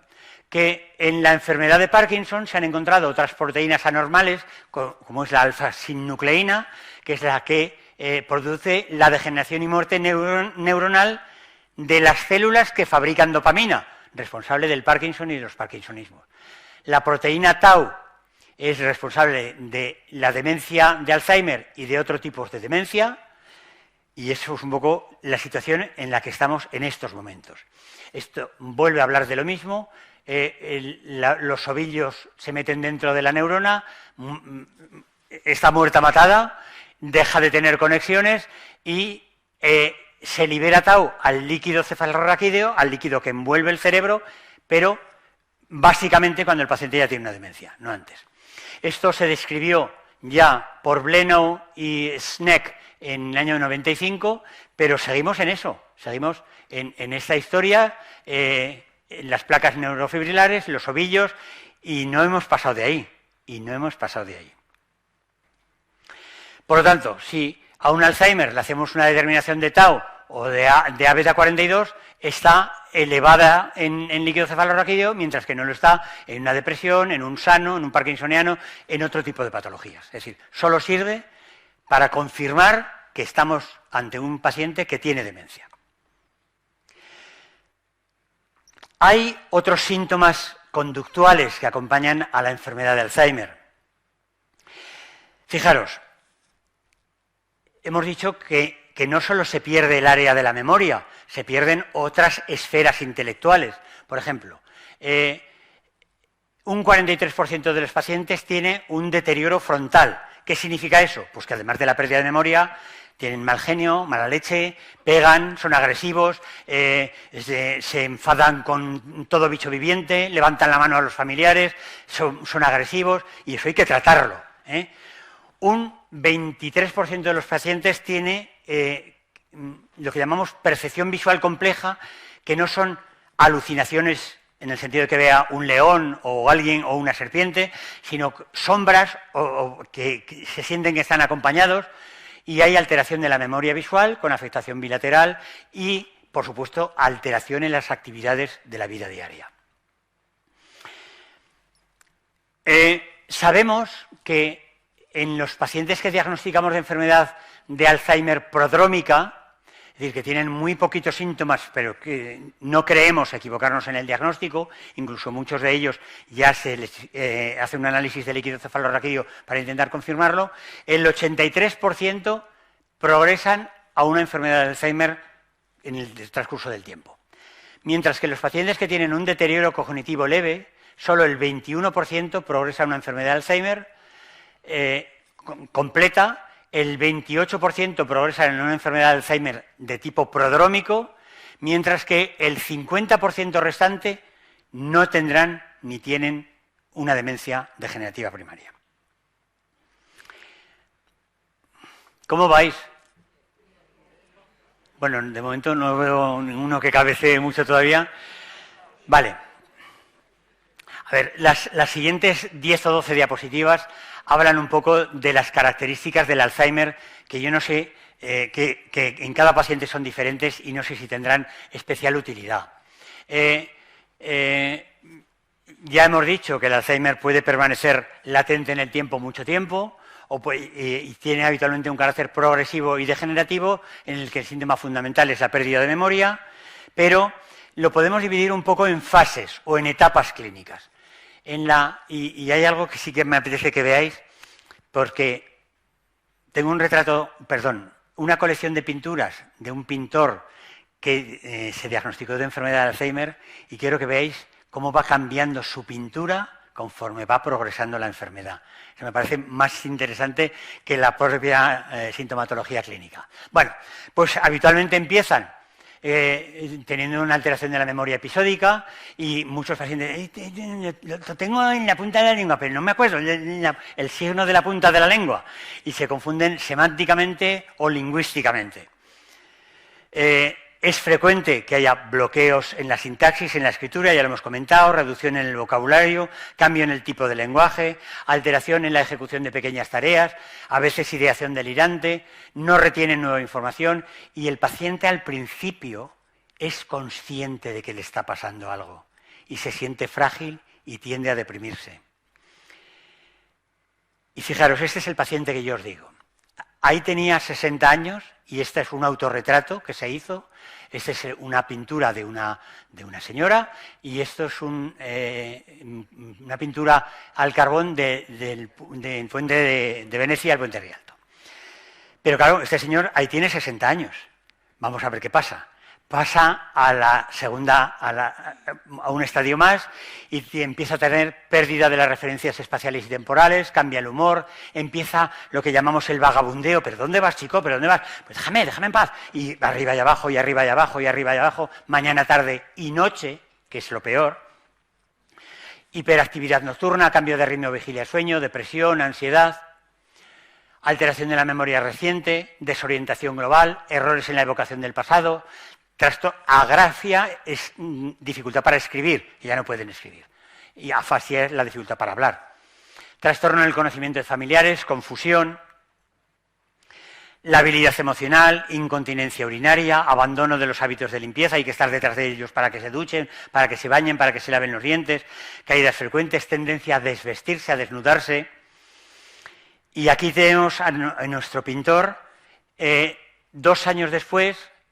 Esta es como él se ve y como él se pinta 2 años después del diagnóstico, y aquí han pasado 4 años desde que pintó esta señora, y fijaros cómo la representa. Y este es él cuando tiene 1 año más. En la tercera fase ya aparece pues una pérdida de todo tipo de funciones superiores: afasia, apraxia, alteración de la memoria, pérdida de peso, incontinencia total, pasan de silla a la cama, hay problemas dermatológicos, respiratorios, etcétera, etcétera. Hay que decirles, este dibujo me parece muy representativo, porque muchos de ellos engullen en vez de comer, y se meten cucharada tras cucharada tras cucharada tras cucharada, y se ahogan con la propia comida que no han masticado. Y este sería el cambio del pintor a los 64 años, y cómo pinta la imagen 2 años después de la señora. Ha perdido todo tipo de relación espacio-visual. En la cuarta fase es una fase prácticamente terminal, en la que no vamos a estar, en la que el paciente requiere alimentación por sonda nasogástrica y movilidad, y esta sería un poco cómo se ve representado 6 años después de hacer este autorretrato. 66, 67 años, es en la misma situación del paciente. Pero no solo hay síntomas de pérdida de memoria y de pérdida de las funciones o de las actividades de la vida diaria. En muchos de ellos hay delirios, delirio de robo. Hay alguien que entra en mi casa y me quiere robar. Esta no es mi casa, me quiero ir a mi casa. ¿Y tú quién eres? ¿Y tú quién eres? Pero si soy tu mujer, que no, apártate. ¿Tú quién eres? ¿Y tú quién eres? Delirio de abandono, delirio celotípico. Y ese tío que está en el sofá, pero si en el sofá no hay nadie, si estoy yo solo o sola. Esa es otra parte muy difícil de tratar, muy difícil de tratar.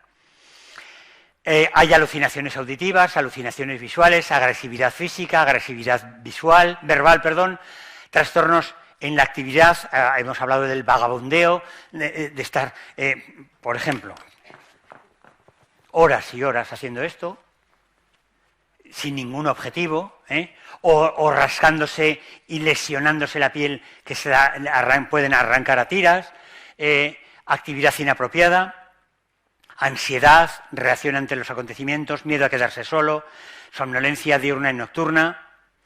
En definitiva, el Alzheimer es algo más que una simple pérdida de memoria. Yo creo que todo nos ha quedado claro que es así. Bien, vamos a hablar qué cuidados debemos hacerle a la persona con deterioro cognitivo. Rápidamente. El tratamiento de un paciente con demencia tiene que ser, es siempre complejo, porque cada paciente y su familia son un caso diferente y hay que tratarlos individualmente, multidimensional, cambiante, continuo, porque la enfermedad va progresando y el tratamiento tienes que ir modificándolo, a veces interdisciplinar, ahora entenderemos lo de interdisciplinar, personalizado, priorizando las dianas terapéuticas. No es lo mismo un paciente que tiene un Alzheimer, que sea un tío tranquilo y que le dice a su mujer, Manolo, ven, y Manolo quieto, Manolo vuelve. A ese paciente no hay que darle un antidepresivo ni hay que darle un antipsicótico porque es la paz personificada, pero si ese paciente tiene agresividad o delirio o se confunde, a eso hay que tratarlo y hay que ir modificando el tratamiento sin tenerlo dormido, muerto en la cama todo el día. Valorando los procesos concomitantes y, por supuesto, los tratamientos. Aspectos a considerar del tratamiento integral de la persona afecta y de su entorno familiar. Es fundamental dar una información a la persona afectada y a su familia. A ver, yo he puesto lo de la persona afectada, pero os tengo que confesar que yo no le digo a un paciente nunca que tiene una demencia. Nunca lo he hecho. Es decir, puedo utilizar, hablo primero con la familia, le digo a la familia lo que tiene, los separo en un momento y siempre, y lo que utilizo es decir, efectivamente pierdes memoria, eso se llama deterioro cognitivo, que queda muy bonito y el paciente no se entera de la palabra demencia, y eso hay que tratarlo y lo vamos a tratar juntos.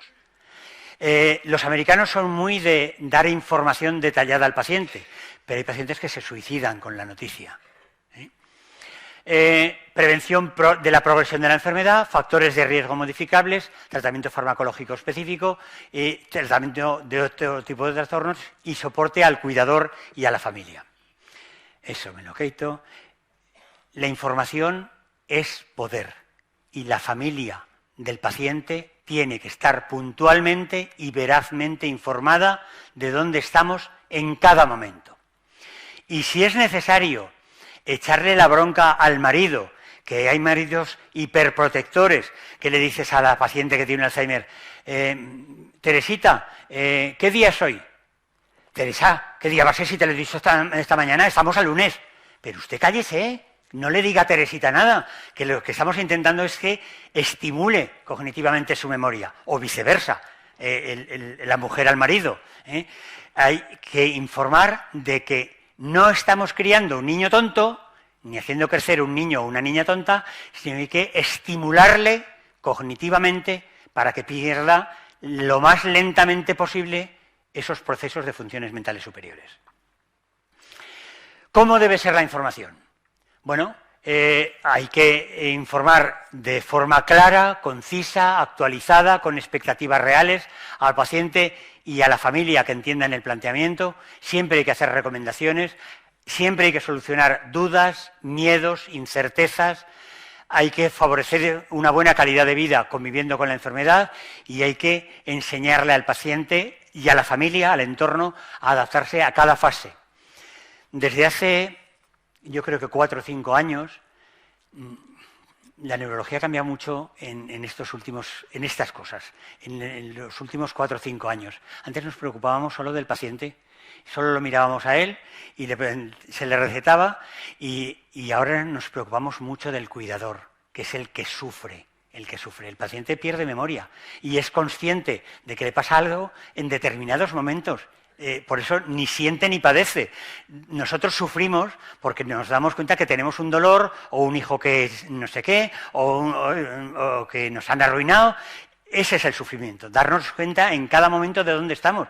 El paciente que ha perdido memoria sufre paulatinamente y, de hecho, la recomendación profesional es que cuando el marido se dirige a la paciente o la mujer se dirige al paciente, aunque le tenga que decir Manolo, eres un guarro, pues le diga Manolo, eres un guarrete, pero con una sonrisa de oreja a oreja, porque el paciente no entiende lo de guarro, entiende que le estás hablando con seriedad y enfadado.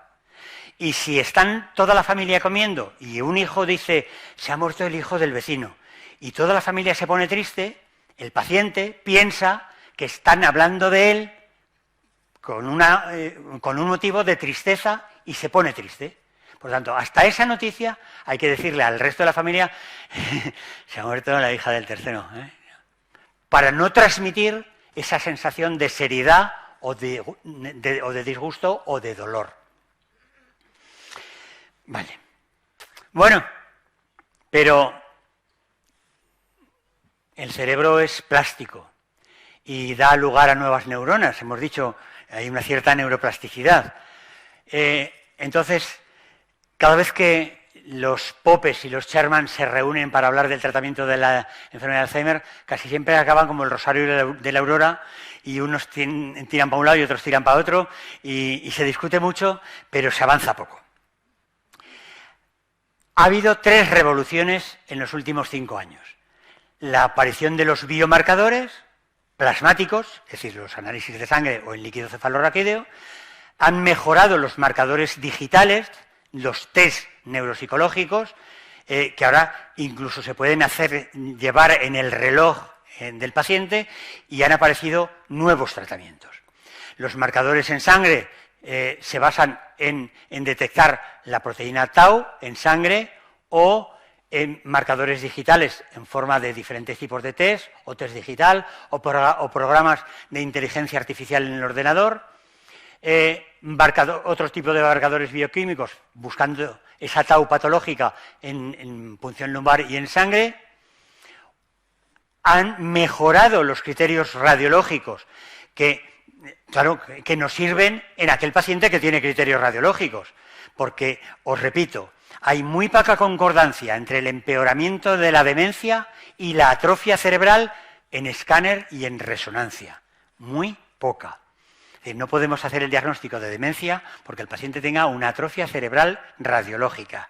Hay que hacerlo clínicamente. Y han aparecido nuevos tratamientos. Sabemos que hay una denervación colinérgica precoz y siempre he pensado en algo parecido a lo que dice Isaac Newton, que decía, si he logrado ver más lejos, ha sido porque me he subido a hombros de gigantes. ¿Qué quiero decir? Porque ser médico es algo más que un algoritmo diagnóstico y tenemos que implicarnos realmente con el paciente y con su familia. Los biomarcadores no van a hacer nuestro trabajo, ya lo hemos dicho. Lo tenemos que hacer nosotros, pero no podemos hacerlo sin los biomarcadores. Y los nuevos tratamientos, sí, pero no curan, solo retrasan, a veces, otras veces no retrasan, la mayoría se quedarán fuera y los pacientes tienen otros síntomas que ya hemos comentado, los psiquiátricos, los alucinatorios, los trastornos de sueño, que tenemos que tratar nosotros. Yo creo que no hay que mandar nunca a un paciente con deterioro cognitivo al psiquiatra, en absoluto. Es una labor nuestra, es mi opinión, Me llevo bien con los psiquiatras, Bueno, pues lógicamente el tratamiento más importante sería evitar la progresión de cualquier tipo de deterioro, y ahí está siempre la terapia ocupacional y el trabajo de memoria, en el que voy a insistir hasta la saciedad. Evitar reducir los factores de riesgo asociados y, si necesita tratamiento sintomático, ahora hablaremos de los fármacos que hay como tratamiento sintomático para retrasar. Por supuesto que hay que dirigir tratamiento para la agresividad, para repartir las tareas familiares, para los malos genios, etcétera, etcétera, ya lo hemos dicho. Es recomendable consultar con una asociación de pacientes, por supuesto. Es recomendable que el paciente no tenga dificultad para abrir puertas en casa y cambiar de estancia, no dejar cuchillas de afeitar, ni cristales en el cuarto de baño, ni objetos con los que pueda herirse. Ojo con el papel higiénico, que hacen como los gatos, y los tienen por toda la casa, y rollos y rollos. Y, por supuesto, contactar con el médico cuando sea necesario. Vale, si tenemos que utilizar fármacos, hay diferentes tipos de medicamentos. Probablemente el primero que salió es el donepezilo, el nombre comercial es el Aricept. No os voy a explicar nada del donepezilo. Va encaminado a intentar que los ovillos neurofibrilares no se metan dentro de las neuronas y no las maten. El siguiente fármaco que apareció es la ribastigmina, que tiene diferentes nombres comerciales en función del laboratorio que lo fabrica. La ribastigmina se vende en comprimidos o en parches. Hasta ahora preferimos utilizarlo en parches porque se pone un parche al día y el paciente no sufre los efectos secundarios digestivos de náuseas, malestar, etcétera, etcétera, de la medicación oral.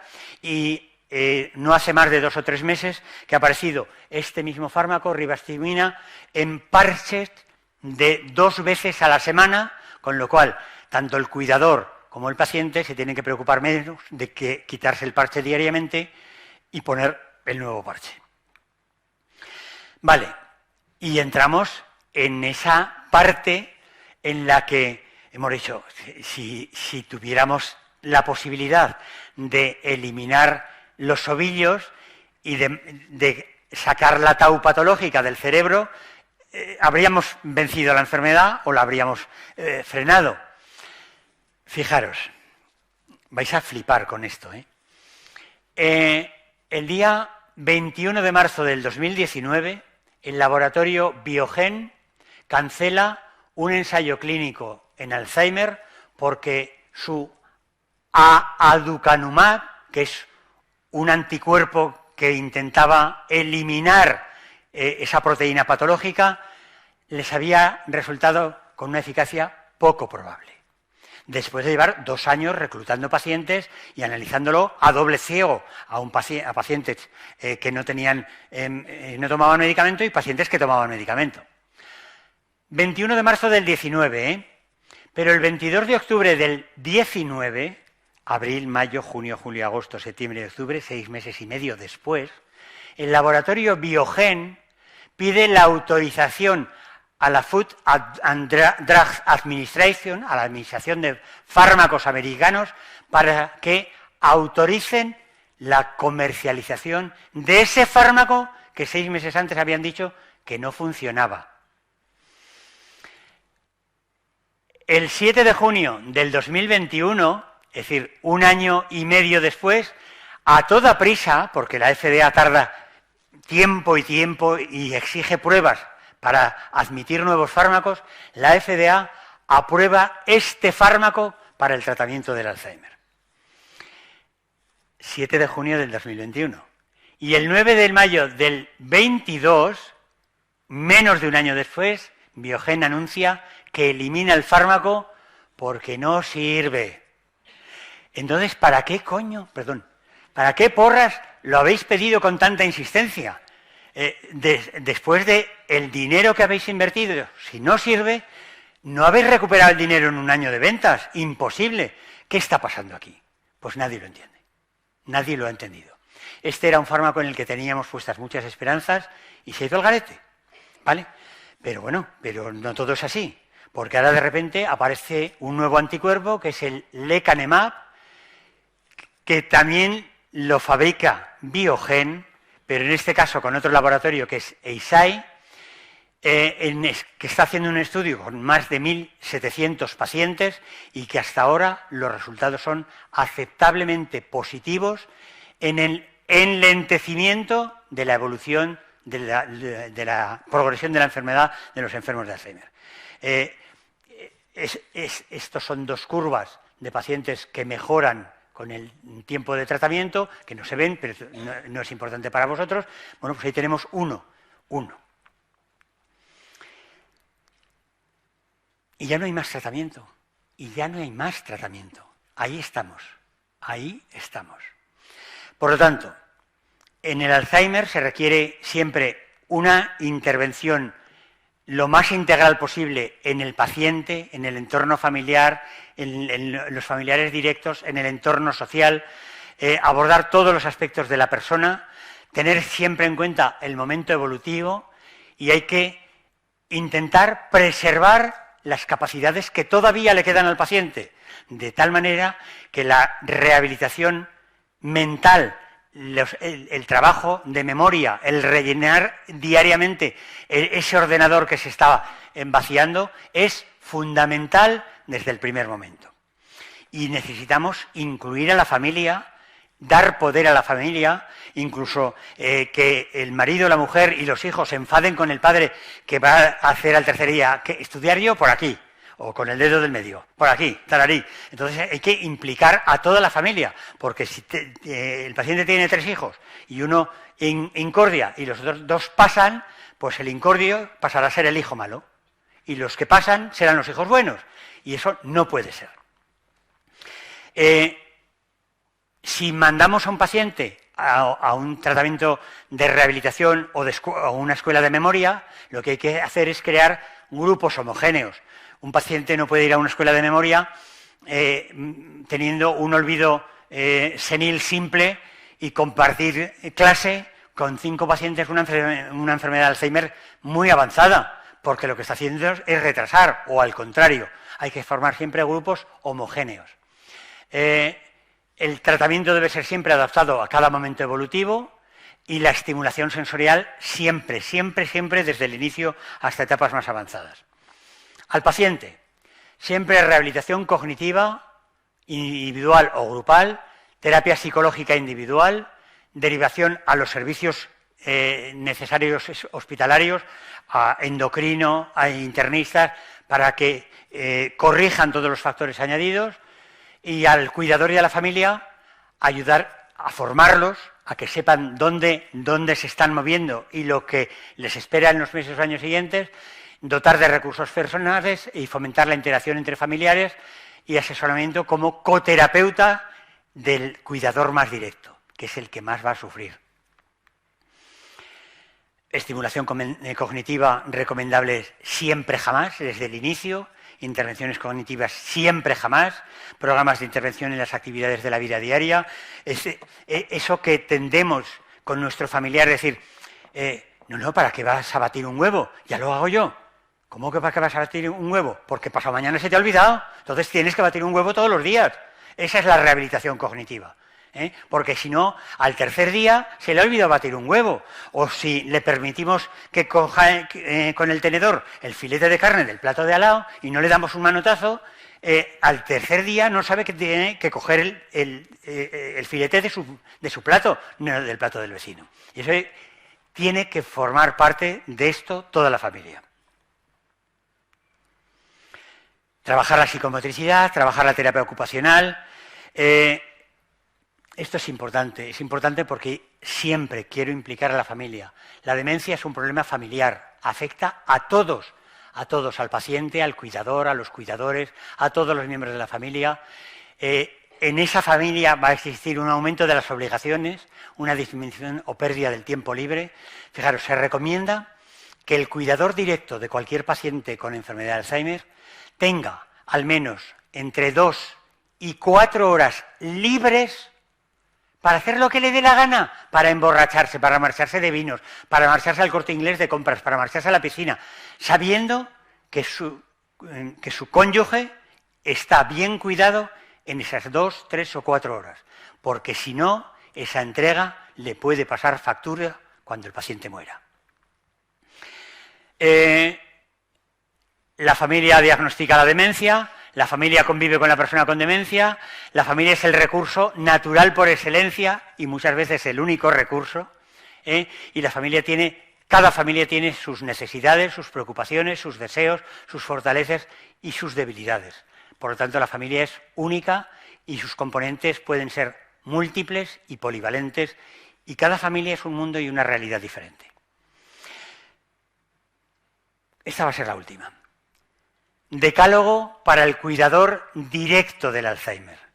Primero, busca información con profesionales y asociaciones de familiares. Segundo, acepta tu nueva realidad. Tercero, sé sincero contigo y con los demás. Es decir, no vayas de valiente por la vida, porque lo que estás haciendo es tirar piedras a tu tejado. Sincérate, contacta con otros familiares de Alzheimer. Cuídate física y psicológicamente. Sé paciente, que fácil es decirlo, ¿eh? Sé un amigo incondicional de tu ser querido afecto de demencia. No te exijas demasiado. No existe el cuidador perfecto.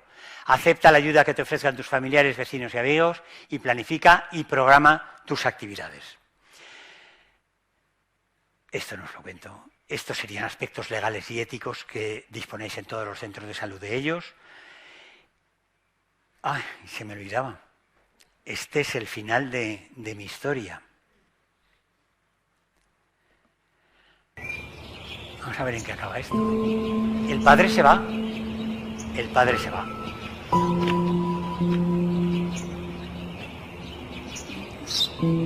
A mí que el hijo se queda un poco pensativo, como diciendo, me parece que me he pasado un pelo. Y vuelve. Y ahora agarraros.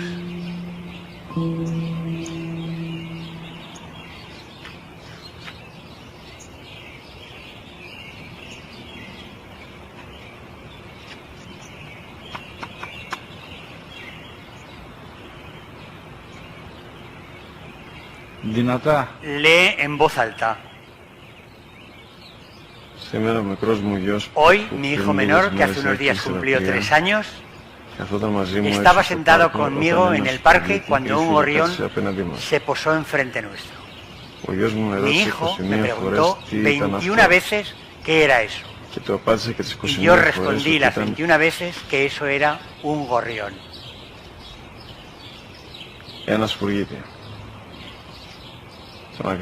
Lo abracé cada vez que me hizo la misma pregunta, una y otra vez,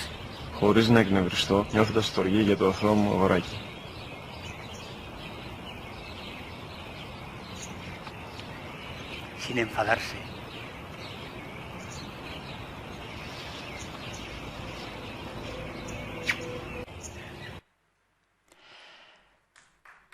Y eso es todo. Muchas gracias. Tenemos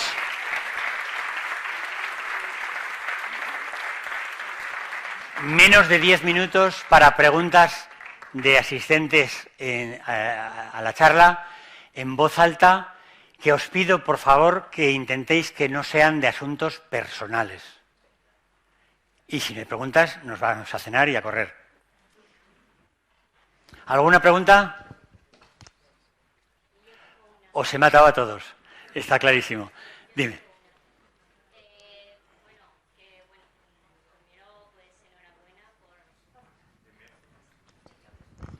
Me ha parecido una diapositiva que ponía que el tabaco era un protector. Sí. Yo no soy fumador, o sea que ahí ese tanto no me lo apunto yo. Fumar 1 o 2 cigarrillos al día ingiere una cantidad de nicotina que se considera que es retrasador, no protector. Igual que 2 copas de vino. Pero claro, no le podemos recomendar a un paciente que se fume un paquete al día. Ahí hay una pregunta y ahí al fondo, al fondo y esta. Sí. Buenas tardes. Buenas tardes. Yo quisiera incidir en una cuestión. Se dice que cuando se pierde la memoria no hay una zona en el cerebro donde se pueda, digamos, localizar la memoria, ¿no? Sin embargo, parece que se ha demostrado que cuando se pierde memoria, la zona central del cerebro, y creo que es el hipocampo, hay 2 zonas donde hay un descenso de un neurotransmisor que es la acetilcolina. Exacto. Eso es lo que he comentado. Bien, exacto, sí. Ha quedado claro. Entonces, mi pregunta es, igual que, por ejemplo, en el Parkinson se puede dar dopamina, exacto, ¿por qué no se da acetilcolina? O el porque no funciona, ya se ha probado. O la diabetes con la insulina, mi pregunta es... ¿Por qué no funciona? No, voy a la pregunta, es ¿por qué no se investiga, es decir, por qué no se intenta una línea de investigación en el tema de neurotransmisores, en concreto la acetilcolina, potenciándola? No sé si hay fármacos específicos para que de alguna manera, como está relacionada con la memoria, ¿no? Igual que la diabetes se está investigando en la insulina, pues ¿por qué no se investiga en la acetilcolina y no tanto en los nódulos que se forman y que atacan a la neurona? Que eso está muy bien. Y por cierto, quisiera una pregunta. Cuando Alzheimer abrió el cerebro de su paciente, ¿qué observó? Pues encontró atrofia cerebral y ovillos neurofibrilares, básicamente. Ajá. Y unas zonas pigmentadas que eran el acúmulo de tau, que entonces no se sabía. Te respondo a la pregunta anterior. Te asombraría saber el número de publicaciones que ha habido en los últimos 20 años intentando llegar por la vía de aumentar la acetilcolinesterasa o la acetilcolina en pacientes con demencia. ¿Y no han resultado? No, porque probablemente la baja de acetilcolina va en relación con la muerte neuronal de ese territorio del sistema nervioso central. Y no ha funcionado. Bien, nada. Gracias. Adelante. Muchas gracias. A ver, sobre el tema de las neuronas, estábamos hablando que la desaparición de las mismas provoca la pérdida de memoria. Creo que recordar que el año pasado se hizo un estudio en el que en los niños, con el uso de las nuevas tecnologías, estaban teniendo una pérdida de lo que eran neuronas y demás. Significa que en el futuro podemos encontrar muchos más problemas de memoria porque estos niños han estado teniendo pérdidas neuronales por el uso de las nuevas tecnologías excesivamente. No os equivoquéis. Las nuevas tecnologías no matan neuronas. En absoluto. Las nuevas tecnologías lo que hacen es focalizan al individuo que utiliza la tablet o el teléfono constantemente, estimulando el área visual, el área occipital o el área de asociación manual, pero no matan neuronas. Modifican el comportamiento del niño, vale. Lo hacen más negativo, más ausente. ¿Podría ser que sí que limitasen ese desarrollo o tampoco? Quiero decir, que no se creasen nuevas conexiones y nueva creación de neuronas. Claro, es que un niño de 7, 10, 14 años lo que tiene que hacer es leer libros, no jugar en la tablet mañana, tarde y noche, que es lo que hacen ahora casi todos los niños. Están creciendo cojos. Por eso en una de las diapositivas he dicho estímulo familiar pre y perinatal. Muchísimas gracias. Bueno, gracias a todos. Construimos un mundo con más oportunidades para las personas, para conseguir una sociedad más inclusiva y sostenible. Fundación Ibercaja. Juntos hacemos más.